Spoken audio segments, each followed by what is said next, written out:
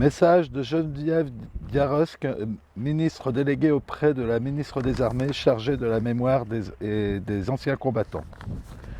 C'était il y a un siècle. Ce 10 novembre 1920, la Grande Guerre est achevée depuis 2 ans. Dans la citadelle de Verdun, Auguste Tin, soldat de 2e classe et pupille de la nation, dépose un bouquet d'œillets blancs et rouges sur le cercueil d'un soldat.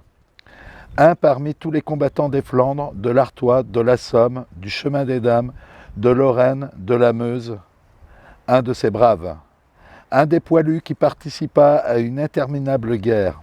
un de ces Français qui œuvra à la tâche incommensurable de la victoire. Un parmi des milliers qui est devenu le soldat inconnu. Le 11 novembre 1920, le peuple de France l'accompagne solennellement sous les voûtes de l'Arc de Triomphe. La patrie, reconnaissante et unanime, s'incline respectueusement devant son cercueil en saluant la mémoire de tous les soldats morts sous le drapeau tricolore. Quelques mois plus tard, il était inhumé. Depuis 1923, la flamme du souvenir veille nuit et jour sur la tombe. Chaque soir, elle est ravivée pour que jamais ne s'éteigne la mémoire. La sépulture du soldat inconnu est devenue le lieu du recueillement national et le tombeau symbolique de tous ceux qui donnent leur vie pour la France. Cet anonyme représente chacun de nos morts et tous nos morts en même temps. Cette mémoire vit également dans chacune de nos communes, dans chaque ville et chaque village de France, dans chacun de nos monuments aux morts, dans chacun des cimetières, dans nos mémoires familiales. Elle vit dans l'œuvre de Maurice Genevoix, qui entre aujourd'hui au Panthéon. Le président de la République l'a souhaité en l'honneur du peuple de 14-18. Maurice Genevoix n'entre pas seul dans le temple de la nation. Il y entre en soldat des éparges, en écrivain et en porte-étendard de ceux de 14. Il y entre avec ses millions de frères d'âmes, ceux dont il a immortalisé le souvenir, l'héroïsme et les souffrances. Il entre avec toute la société, de la première ligne à l'arrière, mobilisée face à l'adversité et qui a tenu avec une admirable endurance. 8 millions de soldats combattirent sous les couleurs de notre drapeau. Aucun d'entre eux ne revint totalement indemne. Des centaines de milliers furent blessés dans leur chair comme dans leur âme. 1 400 000 tombèrent au champ d'honneur. Nous ne les oublions pas. Inlassablement, nous les honorons.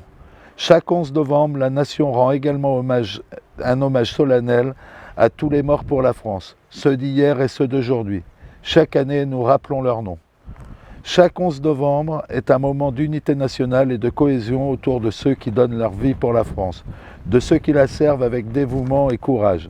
En ces instants, au souvenir des événements passés et aux prises avec les épreuves de notre temps, nous nous rappelons que c'est tout un peuple uni et solidaire qui fit la guerre, qui la supporta et en triompha. Alors nous donnons lecture des morts pour la France au cours de cette année. Il y en a eu beaucoup. Il y a eu donc le chef de bataillon Clément Frison-Roche du 5e régiment d'hélicoptères de combat, mort pour la France. Le chef de bataillon Benjamin Gireux, toujours du même régiment. Le chef d'escadron Nicolas Mégard, toujours du même régiment d'hélicoptères de combat. Le capitaine Pierre-Emmanuel Bockel, toujours ce 5e régiment d'hélicoptères de combat. Le capitaine Alex Maurice, toujours ce même 5e régiment d'hélicoptères de combat. Et le major Julien Carrette, toujours de ce même 5e régiment d'hélicoptères de combat, tous morts pour la France. Le maréchal des logis Romain Salle de Saint-Paul, du 5e régiment d'hélicoptères de combat. Le chef d'escadron Romain Chaumel de Jarnieux, du 4e régiment de chasseurs. L'adjudant Alexandre Protin, du 4e régiment de chasseurs. Le maréchal des logis chef Valentin Duval, du 4e régiment des chasseurs. Le maréchal des logis Antoine Serre, du 4e régiment de chasseurs. L'adjudant Jérémy Lezy, du 93e régiment d'artillerie de montagne. L'adjudant André Jouque, du 2e régiment étranger de génie. Le caporal-chef Volodymyr Ribonchuk, du 1er régiment étranger de génie. Le brigadier-chef Dmitro Martinyuk, du 1er régiment étranger de cavalerie. Le brigadier Kevin Clément, du 1er régiment étranger de cavalerie.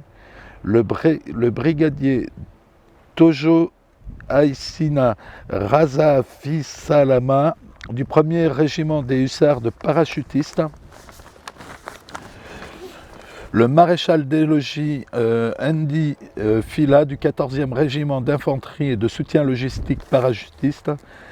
Le maréchal des logis ST, premier régiment des hussards de parachutistes, et le brigadier Arnaud Volpe, du premier régiment des hussards de parachutistes, tous morts pour la France. Message de l'Union nationale des combattants du 11 novembre 2020. Il y a 100 ans, le 11 novembre 1920, un soldat inconnu achevait le long périple, l'amenant du champ de bataille sur lequel il est tombé à l'Arc de Triomphe. Parce qu'il n'a pas d'identité, parce qu'on ne sait pas d'où il est mort. Il représentait tous les soldats morts au cours de ce conflit, que les survivants ont appelé la Grande Guerre.